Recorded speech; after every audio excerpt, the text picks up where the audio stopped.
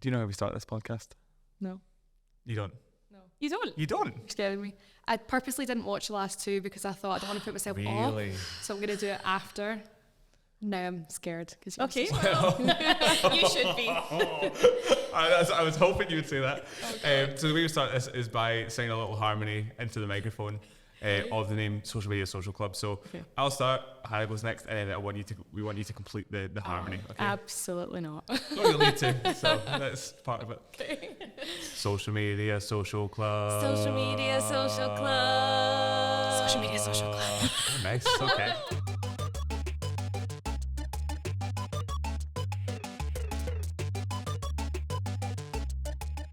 Welcome to another episode of Social Media Social Club, the podcast where we talk all things social media culture. My name is Josh. My name is Hannah. And with us today... I'm Rachel. I'm a content lead at Hydrogen. Yes!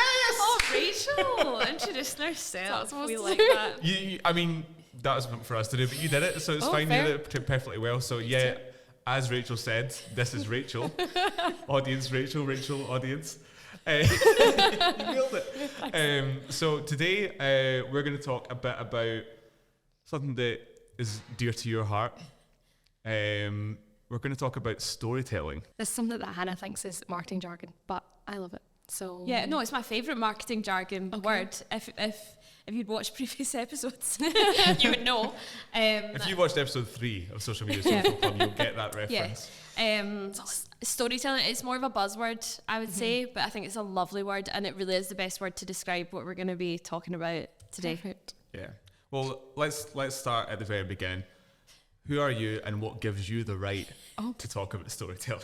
Well, like I said, I'm Rachel. I'm content lead. I've been working in marketing for 10 years. In terms of storytelling, I studied film and TV at University of Glasgow. I've written all my life, done creative writing. I've worked on TV productions, worked on marketing stuff. So it's always something that I felt connected to, and I felt like I understood. And I'm always trying to get to the bottom of like what makes a good story, whether that's in marketing, films, TV, etc. And actually, secretly, I used to watch a film before I went to bed every single night when I was wee, from like 4, honestly, from about age 4 to like 14.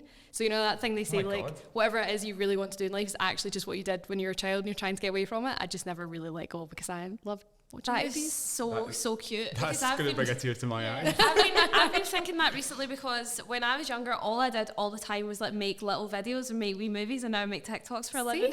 See? I remember trying to, so the difference is about with storytelling, I don't try and actually make videos. I remember once trying to make like a Toy Story 2 like reenaction with like my toys and stuff and trying to film it and put it together. It was shocking. Like it was so bad. I was like, no, this is not for me. Like maybe you should have just told the story instead of trying to show us. Yeah, I went to pen and paper instead because I can't be filming stuff.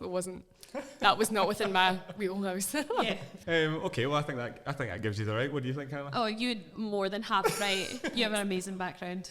Yeah, so storytelling is kind of a buzzword just now. I feel like you can't move on LinkedIn for seeing the word storytelling everywhere, narrative, blah blah blah blah blah. We spoke about this, as we said in the jargon episode. It has become jargon in a way, but it is very, very important to what we do as marketers, I think. And also, if you want to if you want to sell a thing, then it's kind of important to tell a story. But how would you, what is your kind of, if we're kind of trying to escape the jargon versions of it, what's your kind of personal definition? What does it kind of mean to you?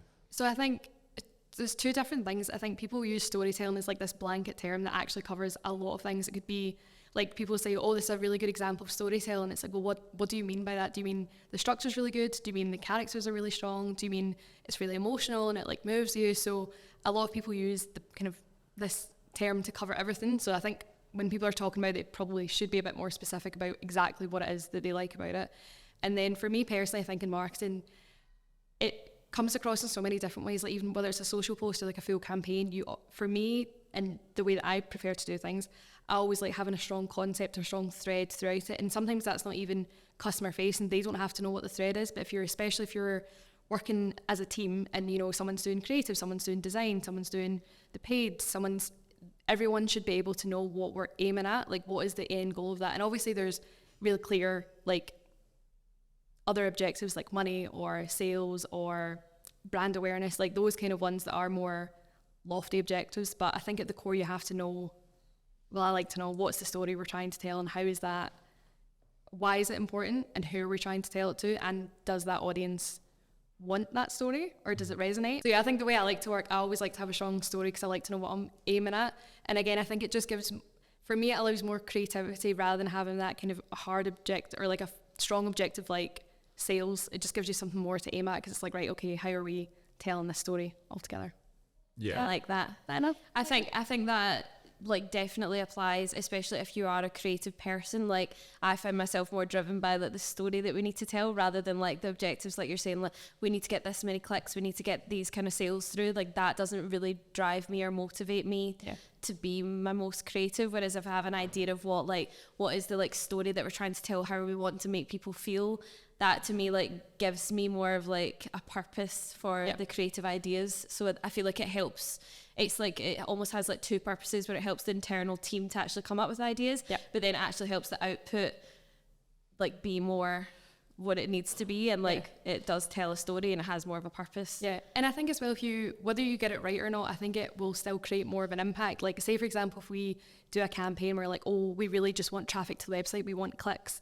Like, okay, yes, you can have 1,000 clicks, but if those people weren't at some point engaged or invested in what you're doing, those clicks, although you could have two campaigns with equal amount of clicks, but if one has a really strong impact and story, the brand recall, the way that people feel about it, the way they might talk about it with their friends and family, will be a better, more impactful way of doing things than just clicks. So I think there's so many different elements how you measure a campaign, and I think if you go into it saying we just need to up the clicks on the website, and it's like, well, why? That doesn't really equate to anything. Yeah. Clicks on a website will not necessarily get you sales or get you to really love the brand and come back to it again and again. Like it's not going to do that. So do you feel like it is kind of, it's almost like relationship building between people and like a brand? And I suppose like if you think about it as like influencers and like people are really putting themselves out there as something to sell now. It's not so much like everything is around brands. A lot of what we're doing now is people trying to sell something. So does having like this storytelling aspect, do you feel that makes things more like personable and like authentic and actually helps it feel more like relationships are being built online or through campaigns? I think if anything just has a story that you relate to, it means that quite obviously literally you relate to it and you'll carry it with you a little bit. And it's also, I think it gives other people, like your audience, a sense of ownership, because if they say it's like let's say it's like a basic story of like you've got something to overcome and you finally managed to do it even though you're nervous. So many people themselves have gone through that experience. So if that person or that influencer is also telling a story about how that happened to them and maybe like sharing tips or sharing products or whatever that helped that, then it helps the person say like, oh, actually, like that's the same as me, that like could happen to me, or like that has happened to me. And that just drives a greater connection between whatever it is. So I think it's always important. I think all the best like content creators are like people's favorite. There will probably be a core like emotional reason that everybody likes that particular creator. Like it might be something basic like they're really funny, and that's good enough. That's still an emotion. But for the ones that you come back to again and again, there's usually something in them that either people are aspiring to or that they want for themselves or that they're trying to emulate. So there's, again, like you might think it's a superficial thing, but actually probably if you ask yourself really why you like that person, there'll be an emotional reason, and the way that they tell that story and have that like personal branding will connect to that. It's ultimately like why you're rooting for them, essentially. I think that makes a difference, especially when you get so many similar products. Like why root for this particular person? Why champion this particular thing? Because that's, I don't know, I think that's quite how a lot of people think now about brands, and when they're putting their money behind certain things, they do want to feel like they're invested in some way, whether it's like a comedic thing, it's just simply like I like this person and I want them to do well, or I like this brand and I want them to do well. That actually is so much more important now than it ever has been. Yeah, and I think that goes into brand values as well. Like some people would consider brand values just like, you know, stickers on a wall, or like, oh, it's just nonsense. But if someone's going out of their way, say for example they've made like a commitment to themselves to be more sustainable this year, if a brand is able to communicate the story of sustainability properly and it connects with that person, then that'll change the sale. So it depends on, again, what story you're telling, how you're telling it, and who's looking for that, and how that connects, and also how authentically you tell that story. I think it's really obvious, you can tell a mile away when a brand or company or product have just like slapped something on it to be like, oh yeah, we're really like this. but it never holds weight. So Yeah. much like the scaffolding outside your office. I think it would be useful for us to cover what the difference is between when a brand employs like storytelling into their kind of marketing strategy versus when that's something that they just don't pay attention to or aren't aware that they should be including. What do you feel is the difference there? I think each brand and each campaign will try and include it in some way. It just will be a different scale. I think a good example of a brand that's done it really well and kind of been very consistent with it has been Nike. Like, I think everyone is very familiar with Nike. And at the root of their story, you know, they just do it. Basically, it's about ambition, it's about power, it's about people being the best that they can be. That's such a human thing to want to be, but they've wrapped their whole, like, at the end of the day, Nike sells shoes. Yeah. They don't sell ambition or being the best. Buying a pair of Nike trainers will not make you a better athlete. Sorry, Nike, don't sue me.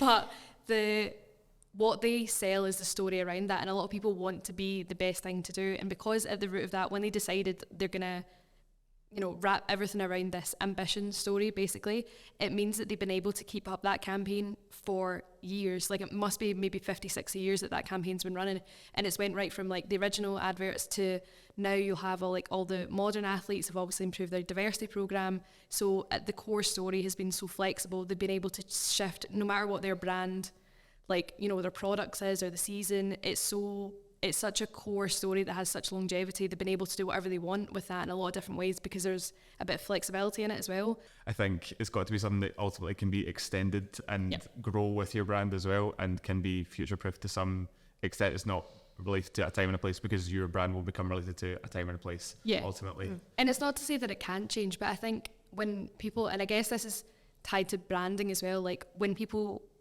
start a business or start that, there's usually a core reason why they've done it. It's not just to like, oh, I want to crochet or I want to open a pet shop. There will be a core reason that you've done that. So if you think about the core reason of that and how that relates to other people, that's usually where the kind of unique selling point of your brand will be, because people generally optimistically want to see people win and want to see them like connect with these stories and also connect with other people who are on maybe the same journey. Yeah, I think when it comes to personal branding like that, I think there's two ways you can do it. One, you can go for your own personal reasons why you started the business, or two, there's like a practical reason, you saw a gap in the market and you thought it was necessary. So I think whatever it is you choose, if it's personal, you have to be comfortable communicating it, because obviously it's quite a vulnerable thing that it's got to be natural. Exactly, it's got to be natural. Got to be willing to be vulnerable. Yeah, which is scary. And not even willing to be vulnerable, but whatever story it is that you choose, you have to be willing to be open to communicating it. And I think that again, that's quite a big ask. And I think that the emotional core of it, like, it doesn't have to be every single step that you took to get there. It doesn't have to be like, oh, you know, I tried this job and it didn't work, and I went to this college course, it didn't work, but then I had this really great idea and it sparked it. Underneath all of that, you will find why you've done it. And I think the why is the strongest part. There's like a technique online, I think, and this applies for lots of different things, but basically you ask the question why 5 times to get to the root of what the cause is or what the reason for something is. Sounds like something that toddlers do. Yeah, exactly. So go full toddler and just keep asking why is that? Why is that? Why? Yeah. And usually underneath that you'll have, you know, is it because you wanted more confidence, or you wanted to be ambitious, you wanted to be happier. You will find the core of what it is that you're trying to overcome, and at that core you'll also find a group of other people trying to do the same thing, and that's probably where your audience may be. Obviously, we've spoken a lot about how finding your story from a marketer's point of view, or even if you're the person that's executing your own marketing. Yeah. What do you think? How conscious are you of keeping that story in mind? How important do you think it is to keep conscious of that in the day-to-day? Should it be week to week? Should it just be when you're executing the strategy? How aware and how present should that be in your mind, do you think, at any given time? I think it depends on obviously what it is you're doing. Is it like full campaign? Is it just a social post? I think for me it's something that you kind of keep in the back of your mind, or you keep almost as like a kind of North Star of like you're aiming at that and you're moving towards that direction, but you don't always have to be so explicit of like, you know, nobody wants anyone's life story in an Instagram post, but you want some element of the emotion that you're driving at in each one. I'm sure, again, we spoke about Nike. If you go through their social feeds, a lot of the language that they use, their tone of voice, their copywriting will all aim towards this ambition. We, you know, push harder, train further, etc. Everything, it's not always as explicit as the thing at the top, but there's always elements of it that are broken down through each thing. And obviously any content strategy should have good variety. So again, when you're picking something at the top, there does have to be enough flexibility throughout to give it longevity, because nobody wants to be reading the same thing over and over again. And I think delivering it with confidence is like a big part of it as well. Like you should be unashamed of telling whatever story you're going to tell. And even because I feel like whether you go for on one side, you know, you're just going call to action, I've got to sell this product, or on the other half, it might be like every post is like a personal kind of X Factory story kind of thing. Yeah. That can get very tiring very quickly. Yeah. And I think the audience can smell desperation pretty quickly. Yeah. So I think as long as it's delivered with confidence, that's the trickiest part. Is those two things are good, but in moderation. The thing with any good film or TV show is that actually a lot of people think that a film or TV show is just slowly giving you information, but what they're actually doing, any good TV or film, is actually asking you questions that you yourself are trying to get the answer to. Yeah. So instead of revealing information, it's actually slowly working backwards. You know, say for example, if you're writing an episode of television, if there's like a murder, you've already decided obviously who's the killer, then all you're doing is retrofitting all the clues and all the answers back the way. So when your audience is watching it, they're like, well, why has that person done that? Or what's that got to do with anything? Or why was that person in that place at the same time?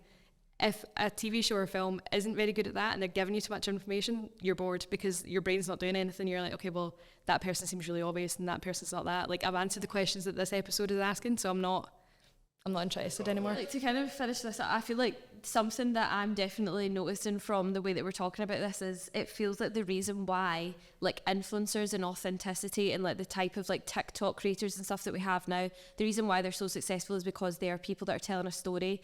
And like it ties back to what you were saying at the start of like they're making you feel something. It's either you're watching someone and you're thinking they're really, really funny, they're really relatable to me, they make me feel a sense of like nostalgia or something from my past, or they are something that I aspire to be. I think it all comes back to storytelling. I think the most successful stuff that we actually do see on social media now is people either, it's like we use storytelling as this blanket word, but actually when it comes down to it, a lot of the most successful stuff is literally someone in front of a camera telling their story. It's comfort a lot of the time, isn't it? Like it's the comfort of seeing the same characters in Friends versus seeing it online, seeing TikTok, seeing these characters that you come to know over time and getting used to them. Like the aesthetics of it, like the kind of clothes they wear, all that kind of stuff, the way they talk, the phrases. That's all part of their personal story. It's all part of that story, and that's ultimately what I think it's all about. I think the core of any good storytelling really is emotion. And also what emotion is it that the audience wants to feel or is trying to feel, and what are they trying to make you feel. So if any piece of content, it can be a TV show, can be marketing, could be an Instagram post, if it doesn't have any emotion in it, it's not really going to have as much impact as if you had put an element of emotion in it. So true, Rachel. And I think that's a good place to wrap up the main portion of the podcast. An emotional Thank end. you, Rachel. Wipe a tear out your eyes. How you feeling? You having a good time so far? Yes. Bar the scaffolding? Yeah, bar, like, honestly, it sounds like they're trying to build the world's largest skyscraper outside, but apart from that, it's been fine. Sounds like Optimus Prime versus Megatron outside. Well, that's Josh's favourite story, in case anyone wants to know. He'll know exactly what I'm talking about. He really likes Transformers, guys. Like, really, really likes Transformers. So, the next part is, of course, our quiz. Okay, this is what I'm most nervous about. Yeah. Right, so I didn't want to spoil any of this too much, but I think you've got a rough idea what I'm going to go for with this, maybe. I'm thinking you're going to test my knowledge of books and films. That's what I think you're going to do. Rachel does sit beside me in real life, so keeping this was quite a challenge. But I think I've done all right. So let's begin. So this is a quiz about opening lines from books. Oh, okay. Okay. Nice. I want you to tell me the name of the book and the author, if possible. Okay. That would be great. I'd like to put a disclaimer at the start. Apologise to any English literature people at Glasgow Uni if I did badly. Sorry. It's been a long time since I've been Rachel there, was flapping her gums the other day, being like, I know all the openings to books, so we'll find out. I'm confident-ish, which I feel like is what you need to be. That's as much as we can hope. That's, you know. I think I've got a good mix here of pop culture and classics. Okay. So, Here we go. Yep. So okay. Let's just get straight into it. Let's do it. Should we just get straight into it? I wish you would. Yeah. I really wish you would. I'd never given much thought to how I would die. though I'd had reason enough in the last few months, but even if I had, I would not have imagined it like this. Well, that's quite vague. Oh my god, the way that instantly gave me shivers down my spine. What with the quote? Because this gal knows what it is. Oh, okay. The way it took me back to a place, a time. Oh, But that's probably a clue. okay. Well, I don't think it's a classic. I think it must be more modern. Yeah. And also, if it's like one of the hit modern ones, I'll tell you what I'm between. You guys are a team, by the way, so you can. Well, I will win then.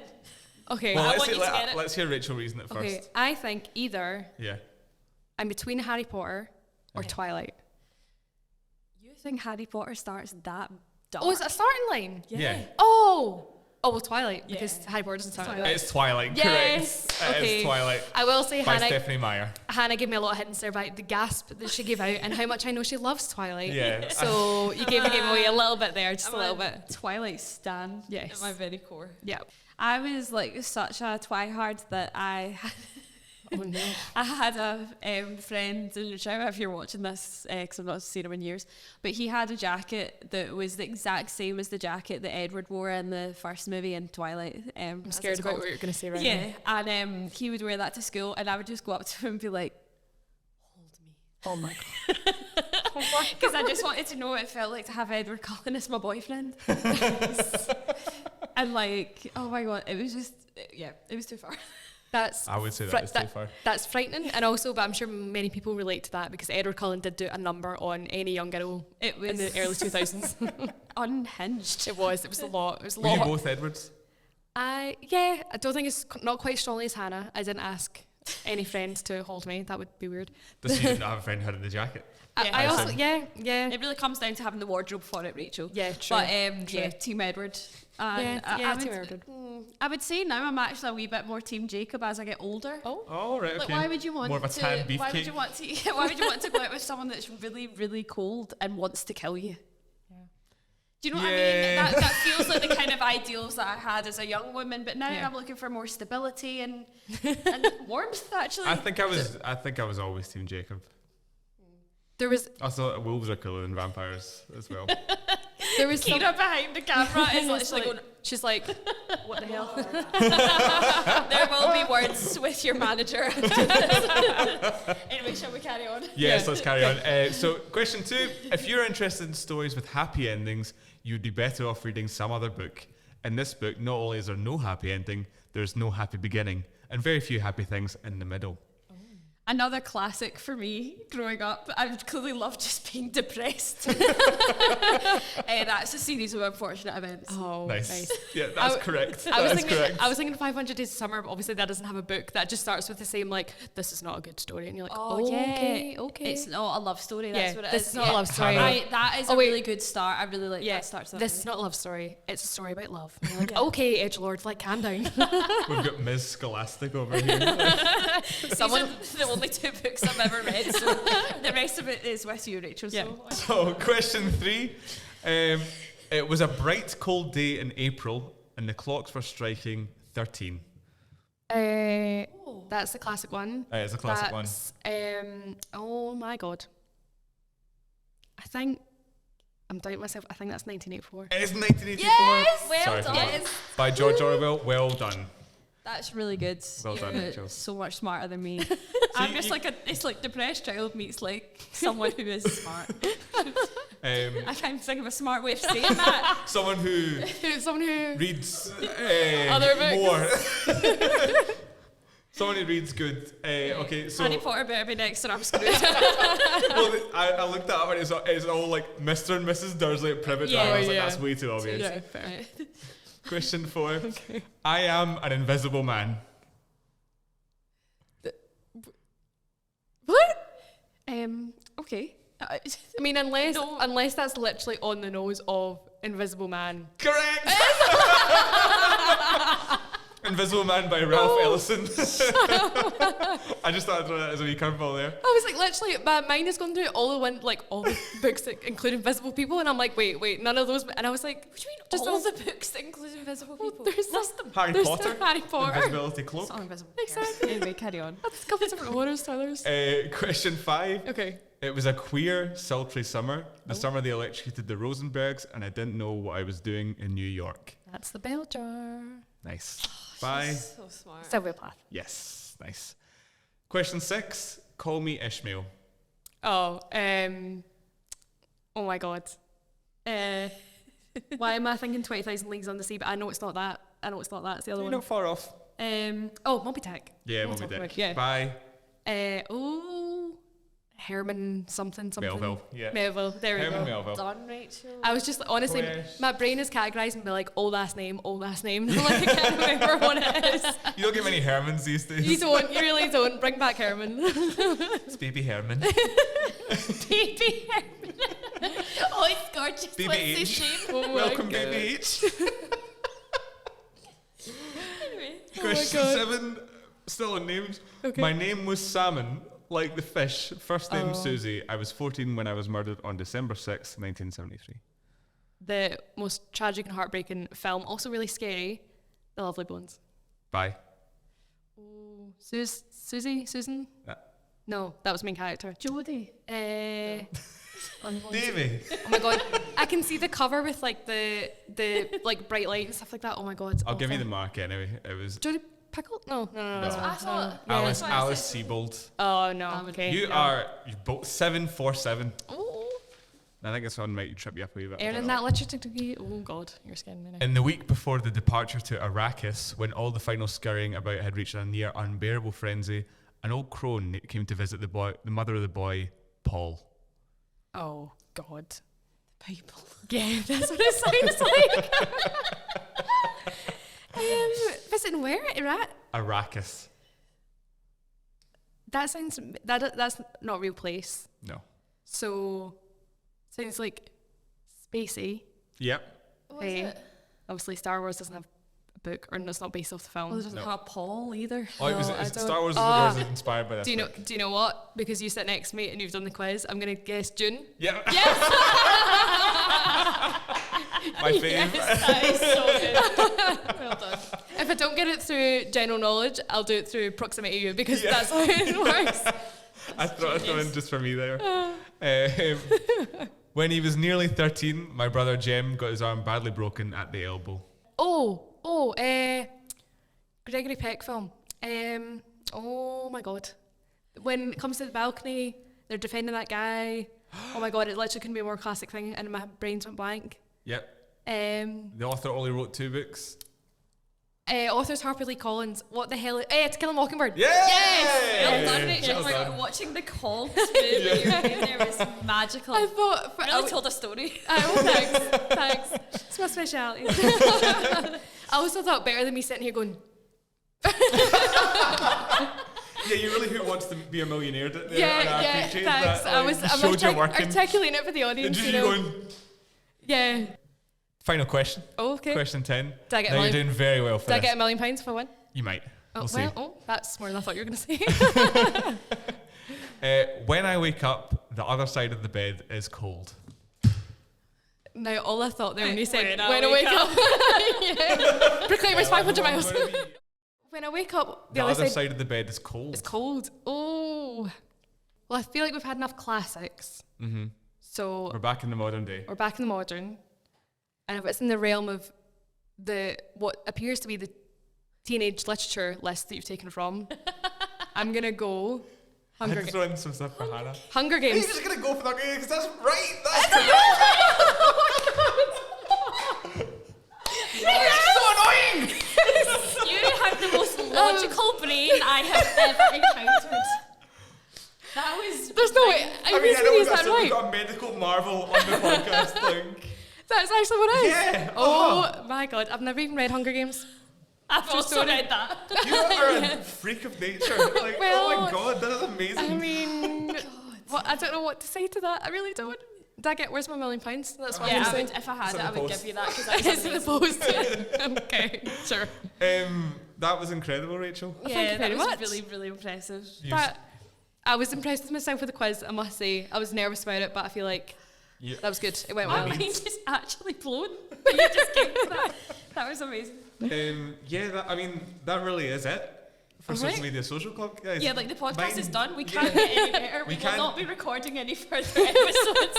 Thanks for joining us, Rachel. Social media, completed it. Absolutely Before we mic drop. go, do you have anything to plug?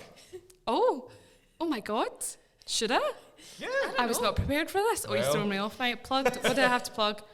If you're going to watch one show, watch Below Deck Down Under. It is amazing. It's amazing. Shout out Captain Jason because he's my favourite. Nice. Shout out Captain Jason. Yeah, I'm sure he's watching, or she. He. Ben the chef in that one. Ben the Chef is in that one. Thank you to Alex and Peanut Gallery who's just agreed with me that it's good. So yes, it's amazing and you should watch it. Amazing. Fabulous. Great fodder TV. Thank you, Rachel. So before we go, if you want to follow Social Media Social Club on Instagram or TikTok, where can you do that, Hannah? It's at socialmedia.socialclub because we couldn't get the other handle. Yeah, if you're out there with that handle. What are you doing with it? And give it back to me. Yeah, if you're watching on YouTube, hopefully you are. Like and subscribe, and yeah, if you're on a streaming platform, leave us a 5-star review. That is very much appreciated. It helps get the podcast out. Share it if you can, if you want to. That'd be very much appreciated too. That's us, I think, for That's Social Media Social Club. Fabulous. That's all, folks. Thank you, guys. See you Thanks, later. Rachel. Bye. Bye.